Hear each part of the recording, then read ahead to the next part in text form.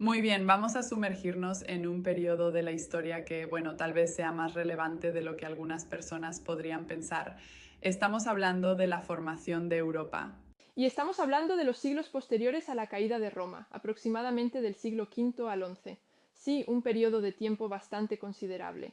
Y estamos utilizando este artículo académico que nos enviaste como guía para esta inmersión profunda. Así que, oyentes, prepárense para desentrañar un poco de historia seria. Puede parecer historia antigua, claro, pero este periodo es absolutamente crucial si quieres entender Europa, el mundo, incluso como es hoy en día.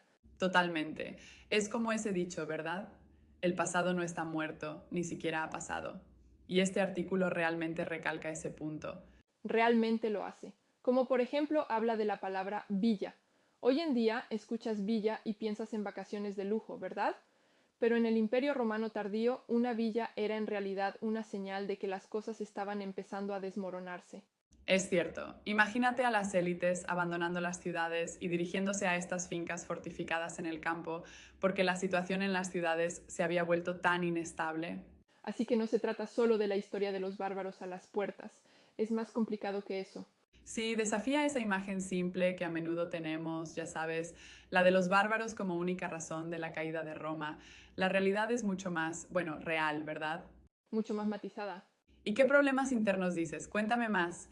Piensa en los impuestos aplastantes para pagar el ejército, las fronteras que estaban constantemente bajo ataque y la creciente sensación de que para la persona promedio en el Imperio Romano eran ellos los que estaban sufriendo las consecuencias de todos estos problemas. Así que se trata menos de amenazas externas y más de esta presión interna, de este tipo de cosas que debilitan al Imperio Romano desde dentro. Exactamente, esas élites dirigiéndose a sus villas casi parece que sabían lo que se avecinaba, ¿verdad? Y aquí es donde entra esa narrativa tradicional de los bárbaros que arrasan y destruyen Roma. Tenemos que actualizar esa historia un poco. Es hora de la historia 2.0. Grupos como los visigodos, los francos, los vándalos, no eran todos una gran masa aterradora. En realidad eran grupos distintos, con diferentes culturas, diferentes objetivos. Es como si fuera muy fácil meterlos a todos en el mismo saco, ¿verdad? Llamarlos bárbaros y acabar con eso. Pero este artículo hace un buen trabajo al mostrar lo diferentes que eran estos grupos en realidad, ¿verdad? Eran complejos. Simplificar en exceso, así es como terminamos con malentendidos sobre el pasado. Y supongo que hay algunos grandes malentendidos sobre este periodo. Oh, sí, sin duda. Por ejemplo, muchos de estos grupos en realidad admiraban la civilización romana, No puede ser. ¿En serio? no querían destruirla por completo, querían integrarse en ella, formar parte de ella.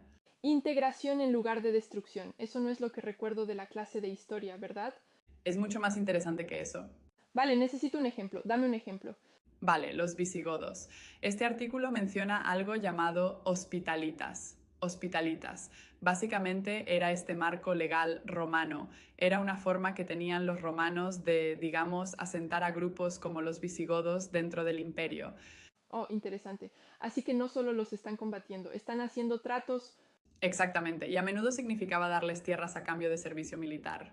estratégico, ¿verdad? Así que era una forma que tenían los romanos de, digamos, gestionar estas migraciones e incluso beneficiarse de ellas. Entonces los visigodos eran básicamente como mercenarios romanos en un momento dado. Es más complicado que eso, pero estás entendiendo la idea. Los visigodos acabaron en España por un trato que hicieron con los romanos. Se convirtieron en protectores oficiales de una provincia romana. ¡Wow! La historia está llena de sorpresas. Esa no es la historia que se suele escuchar, ¿verdad? Este periodo fue mucho más dinámico que simplemente Roma cae, los bárbaros se apoderan. Se hicieron tratos, se mezclaron culturas y hubo dinámicas de poder por todas partes.